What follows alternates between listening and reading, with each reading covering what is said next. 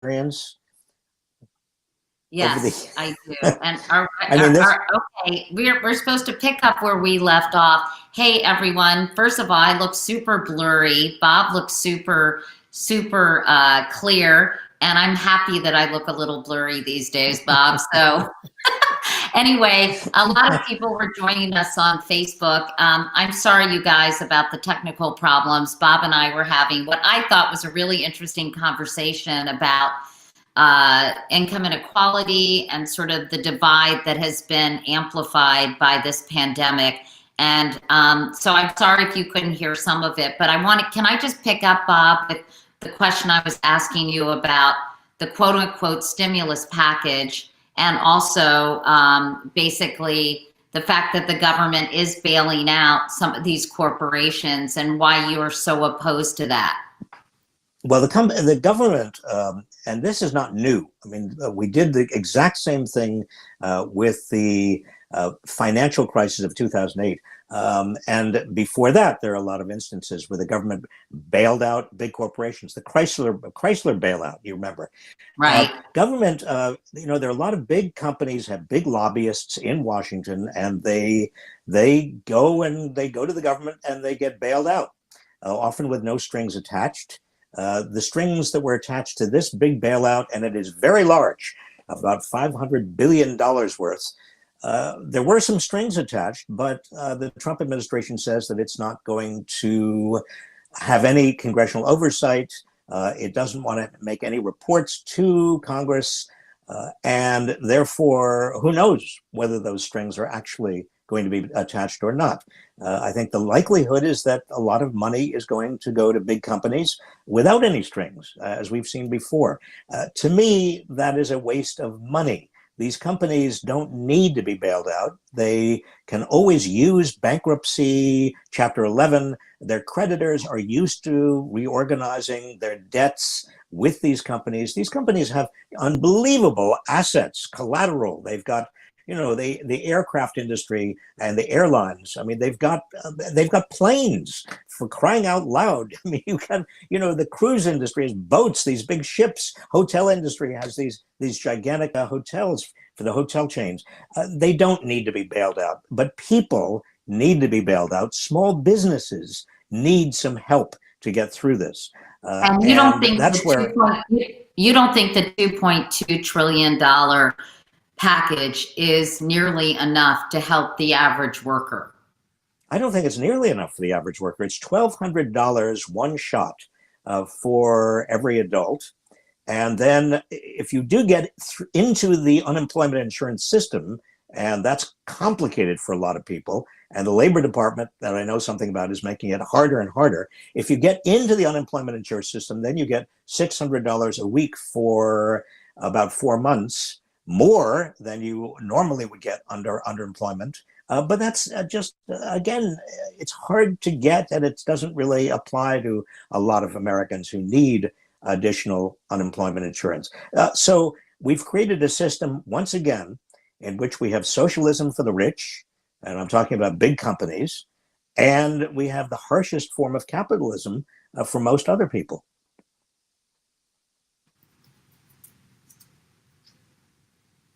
Hi. Okay, I think we just unfroze. Bob, you were saying that it's not nearly enough. Why isn't the federal government using that program that you just mentioned? Well, the federal government is having some difficulties. First of all, with small businesses, the government is relying on the banking sector to get the money out to small businesses. Now, why do you have to rely on big Wall Street banks? The big Wall Street banks are going to pocket a big chunk of that, and they're already pocketing a chunk of that, very slow to get it out. And the unemployment insurance system, which is primarily up to the states, is also overwhelmed. It doesn't have the resources it needs to get the unemployment insurance checks out to people, and the Labor Department is slowing things down. I think it's this is a combination of ideology, Katie, and incompetence. And I don't know where ideology ends and incompetence begins. But the fact of the matter is that a lot of Americans are much, much more vulnerable and more needy than they've been perhaps ever. And well, I don't know. Do you think this is going to change people's attitudes toward public assistance, toward government? I mean, I don't remember the last time you had this many people this vulnerable and this needy, and really needing to turn to government in ways that they haven't turned to government before. I hope so. I mean, you said early in our conversation, I'm not sure if our viewers got to hear that, but 10 million so far, more than 10 million people are now unemployed. And you said that number is going to reach 35 million in the next few weeks. Yeah, it could easily reach between 20 and 30% of the workforce in terms of unemployment.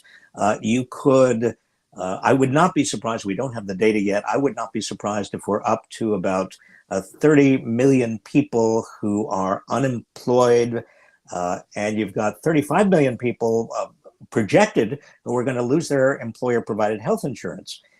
So we're not dealing with small numbers here. We're dealing with gigantic numbers. This is not just the poor, it's the working class and a lot of the middle class. Well, you know, you're sort of speaking Bernie Sanders language, I think, here in many ways, Bob. And I'm curious how you think this is going to impact the election cycle and who this helps, who it hurts. You know, of course, you don't have a crystal ball, but tell us about some of the messages we're hearing during this campaign and why you think they may be resonating more as a result of this pandemic. Well, it's very difficult to tell, Katie. I don't know. We just don't have data. And the polling is very, very difficult during this pandemic for obvious reasons. But I would suspect that proposals like Medicare for All, or even Andrew Yang's proposal for a universal basic income, or other similar proposals that seemed very radical at the time, now in the midst of a pandemic, they seem less radical. I wouldn't be surprised if a lot of people say to themselves, well, you know something, I really desperately need medical care, and this is not just Medicare for a minority of people who don't have health care, or people with pre-existing conditions. This is for me and my family. I need a basic income. I can't rely on just you know what now many people are relying on, which is handouts and public food soup kitchens and food cooperatives. I can't rely on that because I do need to be assured that if there is another national emergency, this doesn't happen again. Is this what you're picking up, Katie? Well, I mean, I don't know yet. I think people are still in the sort of survival mode right now. I'm not sure, quite frankly, Bob, if this is translated into a political conversation just yet, but I think certainly I think it will down the road. I think people are just, you know, thinking about living, honestly. And but I think all these issues will come to the forefront as we see the impact of this probably a few months down the road. How do you think this will affect Joe Biden's candidacy? Well, again, because it's so difficult to think politically in the middle of a pandemic, it's hard to say. I suspect that Donald Trump has not got the kind of rally around the flag phenomenon that presidents very often get when there's a national emergency, a war or a depression or a pandemic. As far as 1918 went, and we don't know exactly what happened in 1918, but we know a little bit. Donald Trump got a bit of an increase in his favorabilities, but that seems to be waning. And that even then he was under 50%. I think the big surprise, actually, is that he didn't do better. I mean, George W. Bush, when the Iraqi war began, he saw a bump of 30% over his favorabilities. Presidents, no matter whether you like them or hate them, presidents enjoy a huge bump in support when there is a national trauma. And the fact that Donald Trump has not received that, I think, is quite significant. Right, and but it may I be also am significant not. down the road. I'm not surprised though, because every opportunity he has to be inspiring or to exhibit real leadership, compassion, and hope to the American people, he instead fills it with petty attacks against his perceived enemies, i.e. the media or corporations that aren't doing enough in his view, which I think people would be more forgiving of his anger at that. But, you know, he has had so many opportunities to be unifying during this terribly frightening time for every American, and yet he seems to squander it every time. Well, just And just like fill it with self-congratulatory messages. And I mean, it's, you know, I think you're right, but I think it's because leaders rise to the occasion, and he seems incapable of doing so. I think that's right. And, you know, pandemics, just as a pandemic or a national emergency reveals things about a nation, it also reveals things about its leaders. I was surprised, for example, that Andrew Cuomo has done so well in the public's mind. You know, I've known him for years. We served in the administration of Bill Clinton together. Right. I like him, but I never thought of him as a sterling leader. But he has shown himself to really be very helpful to people, and that's what they need. Well, I They think need he's reassurance. calm and informative, and he has facility with the English language, and I think the bar is quite frankly pretty low. And no matter how low that bar is, Katie, what we see is that Donald Trump is not even reaching that low bar, and people are seeing. I mean, I was struck just last week. The press began to say, "Oh, we have a new Donald Trump here. He's now taking it seriously. He's not minimizing the danger from this pandemic." And then a day later, at his news conference, he started to talk about his record number of Facebook followers at his news conference. And I think that what we see here is that there really is no change in Donald Trump. He's the same person who he has always been, a kind of pathological narcissist, and somebody who is very, very reluctant to see the difference between himself and his own needs and the needs of the nation. I can't tell you really, obviously, what's going to happen politically, but I do expect and hope that this experience changes people's political attitudes. Now, we don't even know what the state of the country is going to be in 6 months or 7 months from now. I know that, for example, it's become very obvious that mail-in ballots are important, more important than people understood just a few weeks ago. And yet the Republicans in that coronavirus bill 10 days ago refused to put in any provision for mail-in ballots. Well, I worry a little bit about what that signifies for November. Yeah. Well, there are so many unanswered questions right now, but let's end this, Bob. It's been kind of technically fraught, but I love talking to you. And what about, there are obviously some people who are in a position to have an impact in their own communities. You talked about food banks. How can individuals, I think one of the positive developments in recent years is as faith in our institutions like the federal government has increased, so has activism at the grassroots level.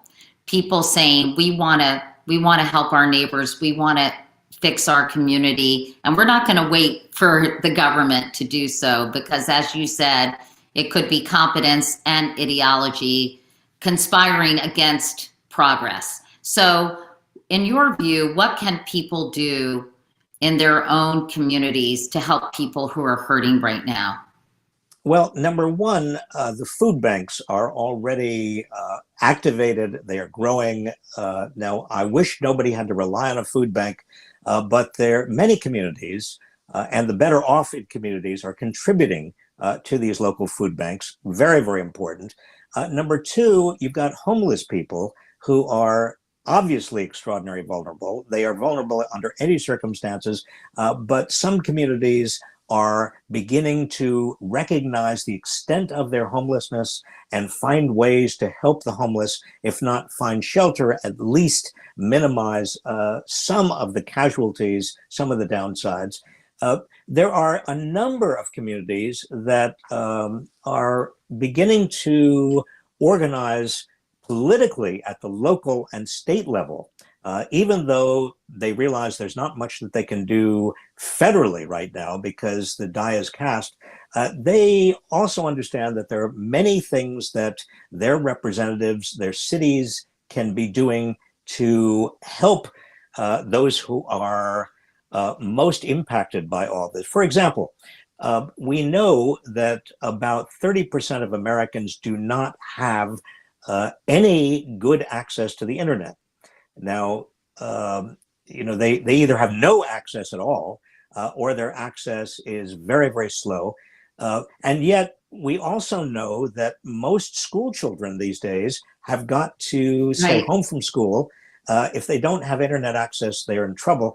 Well, some communities are actually getting together and making sure that their local service providers are beefing up the internet and getting internet equipment, laptops, and so on to some of their most vulnerable citizens and all of their children. They're doing it sometimes through the local school system. These things, there's almost no limit to what people can do, but people are obviously limited by the necessity of sheltering in place, but there's much that can be done over the phone in terms of organizing. Well, before we go to, tell us a little bit about your new book, because what you're doing with what you examine in the system. Katie, I obviously wrote this book before the pandemic, and I did not anticipate the pandemic, but sadly, the book anticipates many of the phenomena that have become very real during the pandemic. And I'm talking about everything from the bailouts that are unnecessary of the big corporations, socialism for the rich and harsh capitalism for everybody else, the rigging that we see politically so that people who are already in very fortunate circumstances can get all the benefits they need, while people who don't have political voice essentially are forgotten, and that is happening over and over again. The fact that just today I learned how badly the Labor Department is responding. I have chapters in my book about why that is likely to be the case in the next crisis. What I try to do in the book is take a system approach to all of this. Instead of saying we have an economic system and we have a political system and we have a public health system and we have an education system, what I try to do is say, look, all these systems are breaking down, and they're breaking down in some very fundamental way. If you really do look at the underpinnings of our society, what you find is that wealth and power are inextricably related, that people have less and less of a say, most people, in what's happening to them, and that like in 1901 with the Progressive Era and in 1933 with the beginning of the New Deal, we are at a precipice where we as Americans have no choice but to take back the power that we should have had and was given to us by essentially the founding fathers, and also to take back the economy so that it works for everyone and not just a few at the top. I think the chances of that happening, as we've talked about before, Katie, are greater now that we've gone through this pandemic together. Hopefully, when we emerge on the other side, we'll be stronger for it. Katie, I want to thank you for all of your extraordinary years and your efforts and your accomplishments in terms of informing people. about what they need to know, and you don't give up. You just what I love about you. One of the things I love about you is you just keep going, and your new Mhm. enterprise in terms of using a lot of different platforms to get stories out that people need to understand is so very, very important right now. So thank Well, you for thanks, doing that. Bob. I'm trying to, you have to reach people where they are. It's so different than when I got into journalism, where there were limited outlets and gatekeepers for those outlets. Now there's so much information that it feels like a tsunami almost on a daily basis. So I'm trying to take the experience I've had, the fact that people trust me or think I'm fair-minded, and use that as a way to disseminate information. And, to your point about stories of people who are struggling, if you all, I know you deal mostly with statistics and studies, but if you hear some of these stories and people are willing, it's a hard thing to talk about because people have a lot of personal pride. But if they're willing to talk about it, I would love to collaborate with you all and tell some of these stories, because I agree with you. These stories have to be told. And I think the media is on overload right now. And we have to make sure we're covering every aspect of this story from a public health perspective, but also from a financial perspective. So I'd love to work with your team so we can share those stories on through my platforms and through yours. Well, I would love that, Katie. I'll tell you one thing, and I know our time is limited. We've got to wind up. I don't know about you, but I find myself so angry. Uh, and my anger really stems from the stories that I'm hearing from people around the country right now. Every day, nurses who are not getting protective equipment, and their for-profit hospitals are unwilling to just give them any hazard pay. I hear from warehouse workers who are not given any paid sick leave at all. I heard this morning, from an airline employee whose airline is getting bailed out. And she tells me that the airline refuses to disinfect between flights, as they promised to do, subjecting her and other flight attendants and passengers, the few passengers that are remaining, to potentially lethal conditions. And on top of that is not giving any paid time off at all. And so, we've got a power imbalance in the society that is really making itself evident every single day to more and more people. Do you think that happened with sort of this obsession over quarterly profits and shareholders, and that sort of sucked the humanity out of some of these companies, or many of these companies? I absolutely do. I think it begins with Carl Icahn and the corporate raiders of the 1980s that forced companies to basically only look at the bottom line and only care about maximizing shareholder returns above every other dimension of life and responsibility. And much of my book is really about that. I was going to say, if it's not in your current book, you should write about that in the next one, really tracing the genesis of corporate greed in America, and helping people understand how we got from there to here, and how we can maybe turn the clock back a bit.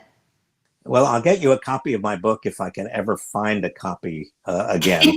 But I'd love you to read it. And I'd love to read it. Yes, I try to do that. Yeah. Well, Bob, it's great to talk to you. I really appreciate your wisdom and your humanity all these years. And can we tell people watching that if they want to get my newsletter, which will have bullet points and perhaps this conversation transcribed if the technology allows us to, they can go to katiecouric.com and just sign up for Wake Up Call, because every morning in your inbox, we try to distill the important stories of the day, so you don't have to be sort of glued to your phone all day long. And we're able to talk to really smart people like you and thought leaders, and hopefully people find it's additive to their day. Well, I'm a subscriber and I can attest that it adds to my day. Well, thank you, thanks. Katie, again, and I look forward to more conversations. And maybe Definitely, and now that our get teams know each other, we can bring attention to some of these stories of struggling Americans that are not getting enough airtime at this point. Absolutely. You take care of yourself. Be safe. Okay, you too, Bob.